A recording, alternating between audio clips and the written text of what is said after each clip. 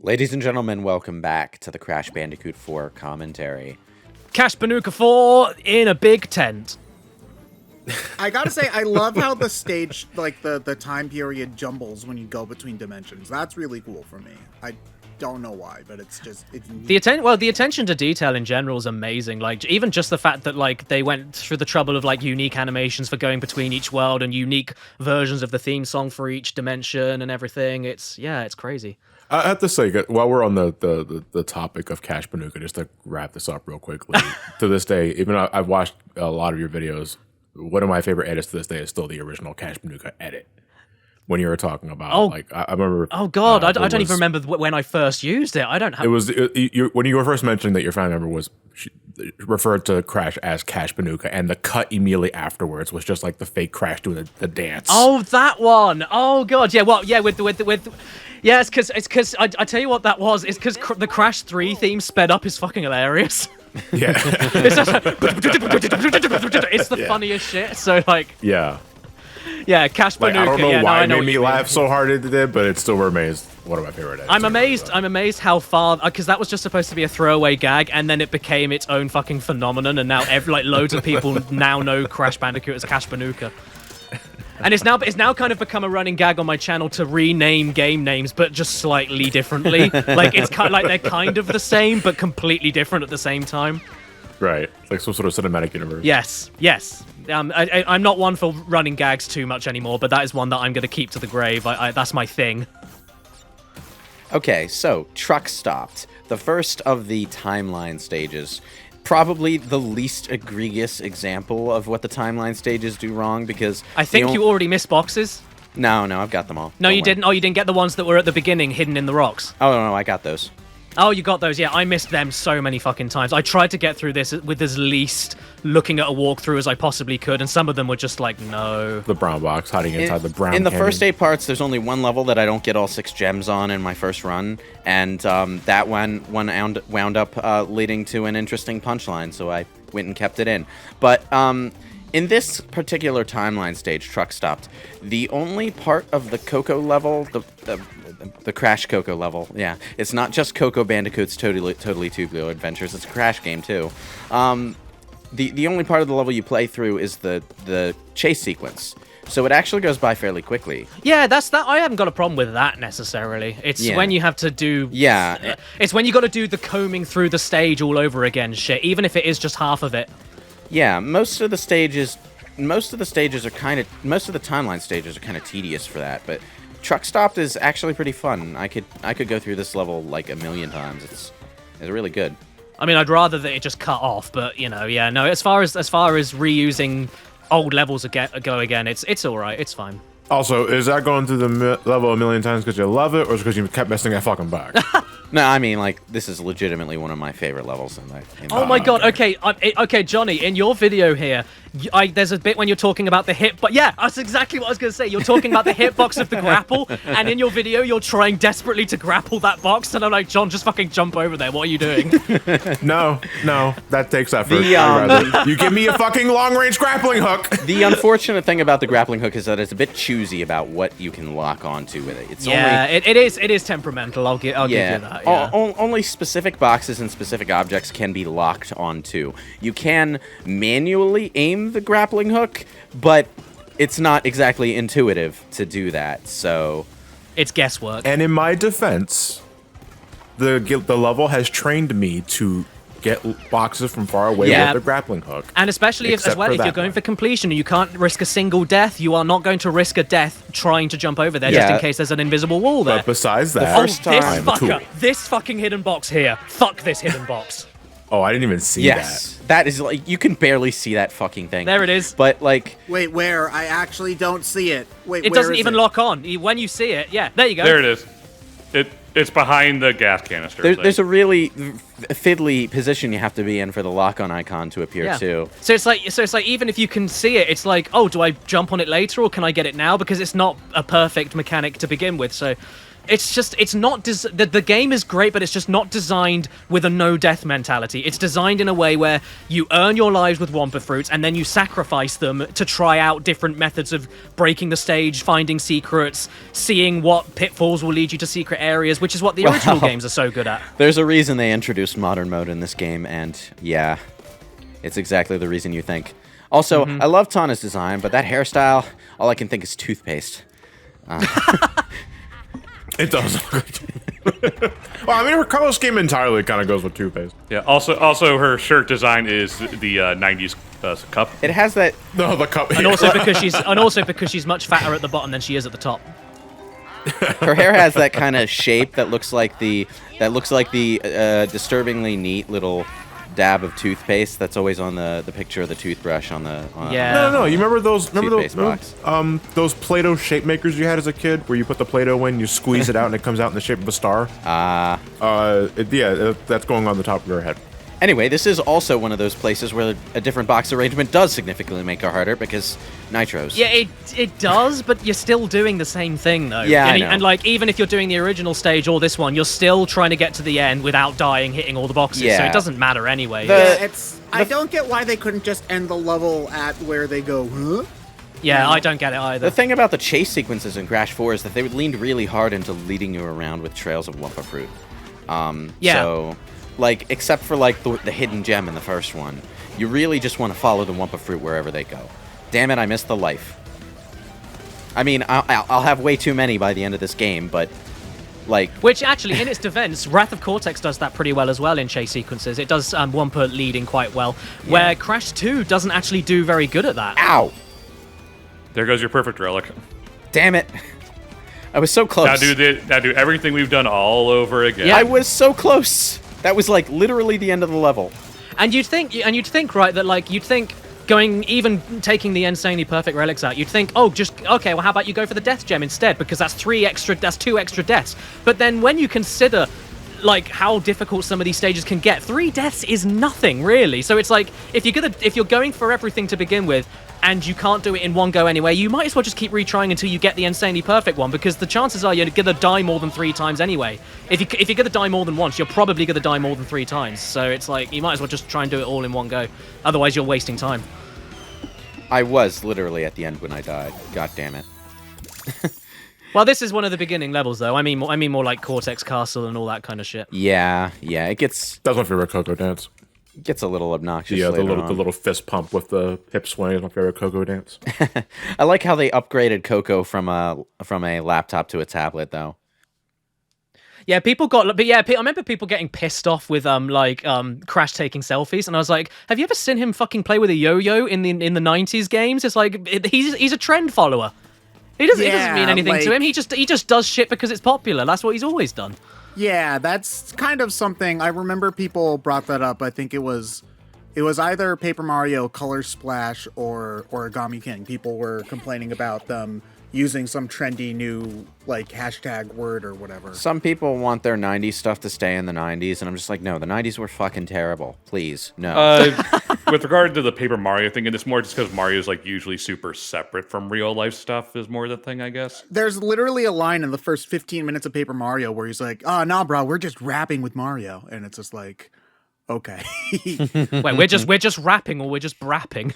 Anyway, I really like Crash 2, and apparently the developers of this game really like Crash 2 too. 2-2. Crash 22. I didn't play that one. Crash, you took my fucking joke. Crash 2-2, where Crash and his 2 friends make a J-pop band and go on adventures throughout the universe. Also, I just find it weird that they made a Jetboard Heady reference, of all things. Crash Bandicoot 2-2, starring Desmond Tutu. So, at this point in the game, during my first playthrough, I was starting to realize the design mentality they were going for. It's actually really neat how they married Crash 3's time travel concept with Crash 1's we're going through set locations on a kind of cohesive adventure feeling. Yeah. But what really started to get me as I played through the game was how much level variety there was, with not just within each level theme, but sometimes within individual levels.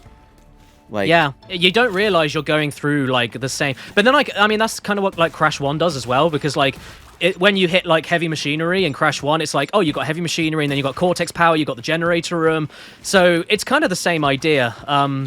Yeah, like there's all the different jungle levels and the Great Wall levels in the jungle setting, and then you have the temple setting and the mines and the bridge and everything. So yeah, it kind of takes elements from every single game and takes the best bits out of all of them and just mixes them all together. Even within Crash 1, they were limited by the hardware they were on at the time, because obviously they couldn't cram that many graphics assets into the game, or that many varied graphics assets into a single level. So I mean, that's why they're boxes in the first place, is because it was super easy to just plop them and not, strain the hardware. Yeah, every Rolling Stones level was the same visual Rolling Stones theme. Every I see what you mean. Right, yeah. Every Road to Nowhere was the same visual Road to Nowhere. Whereas here, like, we have... Fuck, did you just do that? that was me completely screwing up the timing on my bounce. Don't lose the conversation. Don't lose the conversation. But like... we're 3 levels into the pirate theme now, and they've all been 3 distinct levels with distinct set pieces within those levels. So we're obviously well beyond the limitations of that time. Yeah, on a level that goes beyond, pirate level during the day or pirate level during the night. Yeah, because that's what Crash 3 kind of did. It just kind of changed the day cycle for reusing different level themes. But Crash 2 and 3 would jump back and forth between recurring level themes. A lot of games back then would do that. And it created a sense of variety, even though they had to recycle a lot, obviously, during that process. But we don't need to do that anymore, so Crash 4's designers were just, we'll spend 4 levels in New Orleans, but only the first level gets to be the city, and then there's going to be a swamp level with shanty shacks, and then there's going to be a level themed around this goddamn steamboat. Which is also, that's also in a swamp though. I mean, like, I wish there was a little bit more of the Mardi Gras party shit going on, because that's my favorite bit. I love that bit. I could have done with another level based in New Orleans as well, but that's because I have an emotional attachment to the place. My father's family lives down there, so I love New Orleans. New Orleans is great. Okay. I did not know that. Whenever a game features New Orleans or a place based on it, I always smile. Like, Infamous 2 is one of my favorite games of all time just because of that. Now I know what to get you for Christmas or your birthday. Just New Orleans. I was gonna make. I was just about to make the worst fucking joke, and I don't think I should make it now. Oh. Don't. I can tell what he's gonna make. Let's not go into it. I know. It's like we're already pushing one of those with Ted's xenophobia. So. Do tell. That's not what I meant. Do tell. What horrible joke were you about to make? Oh, do you really want to? Sure. Go ahead. Okay, fine. On your head's beer. I was just going to say, like, because you were saying, oh, yeah, I'd like to see more New Orleans stuff. And I was like, oh, they already did New Orleans in Crash Bandicoot. Do you remember the tornado flight stage in Wrath of Cortex? Oh, no. Yeah, that's what we kind of figured. Yeah. I mean, whatever. Yeah. Oh, no. I'm from a different country. I'm allowed to. It's fine. So does that mean that we can make fun of British stuff? We already do. I thought we did. So we had Gareth here. Do you know what's funny? Everybody makes the joke about, like, oh, British people's teeth are disgusting, and then every single time someone says that, I go, what the hell are you talking about? But then I watch movies and TV shows with British people in them, and I'm like, fuck, no wonder you think we all have bad teeth. Like, no wonder. What's with the fucking massive pile of treasure just sitting out in the ocean? Wouldn't you have a massive pile of treasure in the ocean? No, actually, I put it in a vault. This is too young for vault. Too young? Too old for vault? What am I fucking... No. I think the point I raised about like unique set pieces kind of gets thrown out the window, specifically in the color gem pads, though, because they're a lot more obviously stock visually than they were in the older games. But that's not to say that they're not good. They are definitely some top-tier platforming areas. Good Christ, I'm surprised even. Yeah, do you know what? With sliding under those crates there, I wouldn't have even tried that. Yeah, I'll just bounce on the Yeah, TNT so and would just I. let the thing just. Well, here's the take thing. it. You For only the sake need of 2 Wumpa Fruit, it's not worth it. you only need 80% of the Wumpa Fruit in a level to get all 3 gems, right? So what that inspires in me is if I think I can go for a Wumpa Fruit, I will, and that will give me plenty of leeway for those 1 or 2 Wumpa Fruit in a level that are absolutely not worth the right. risk. So I always go for it if I can, and then I'll see that one question mark box that's in a really dickish location. I'm just like, no, not gonna bother. Did any of you guys manage to play the demo of this? I did. Okay, I don't know. Actually, I don't even know if this was public or not, but I managed to get my hands on a really early copy of the demo, like before most other people in the world, and I streamed it. And they had one major difference in the stages, which they got rid of in the full game, which was the Wumpa Fruit had a counter out of a total number of Wumpa Fruit. Oh. Yeah. So I was trying to do the fucking Dino Dash level, which is one of the later game stages. And like you have a dinosaur chase sequence, which is really tight if you're trying to get all the boxes anyway. And there's like 893 Wumpa Fruit, and they needed you to get every single one. And even after like 500 million attempts trying to get all the Wumpa Fruit without dying, I still didn't get all the Wumpa Fruit. I don't think they needed you to get all of it, but they hadn't implemented the meter yet. Yeah, I don't know what it was, but yeah, if it was, oh fuck. The pre-order demo was the same demo you played, except a more advanced build. So it had the meter, and all of the nitro boxes actually said the word nitro on them instead of just the they didn't letter say N. N. Yeah. So, yeah, what you had was an earlier build. Yeah. Good. The idea of a Wumpa counter just sounds terrifying. Oh god, yeah. I my stomach sank. Like if they had kept that in, and then I found out you had to get through everything without dying and find everything and blah blah blah. Like I just wouldn't. I wouldn't bother. I just wouldn't.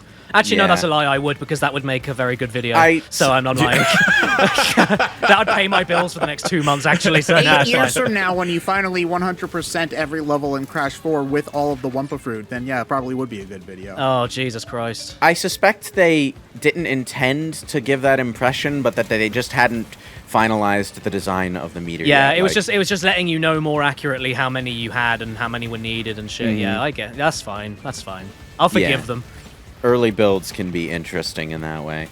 And weirdly enough, it was called Project Marigold. Weirdly enough, and I still can't figure out what that means. Marigold, huh? Yeah, Project Marigold. Yeah. Weird. Boom. Double KO. Totally intentional. The other thing about the demo that you played, though, was that like it had HUD elements that were like overlapping each other in the pause menu. Oh, I didn't even notice.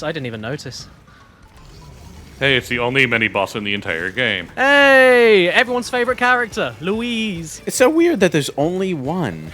Yeah, I don't get this. And this is just, if anything, if it's not tedious and time-consuming, it's a pain in the ass getting through this stage perfectly, going for the Insanely Perfect relic, and then dying because it's not because it's hard, but it's awkward as fuck when it doesn't go your way. It kind of like is, trying to yeah. aim these guys. It's not a difficult boss, but to fuck it up at the last possible minute when the exit is right behind her head is the worst. It's like Especially right there where the rats just whiff the tentacle. it's like when you're trying to avoid these sword rats. It's like, oh, thank God their hitboxes are so small.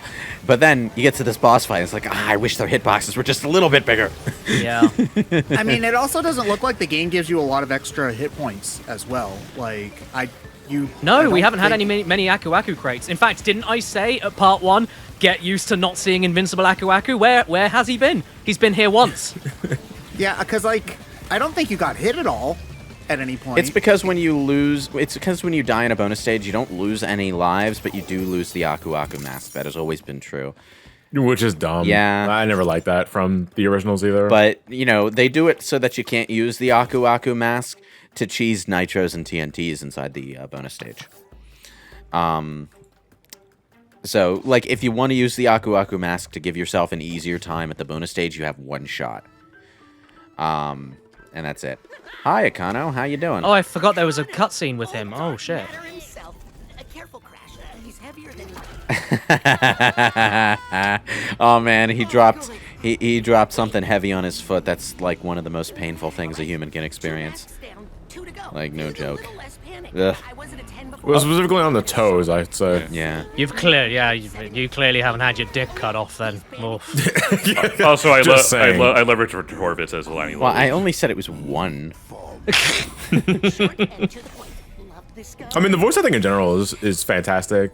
Like, this is easily the best looking Crash game, not just in terms of like level tropes and aesthetic, but just like in direction. I was so surprised to hear that, and this is something that I'm sure a few of you guys who saw the streams would say. I didn't realize that was fucking Raz from Psychonauts. / Zim from Invader Zim.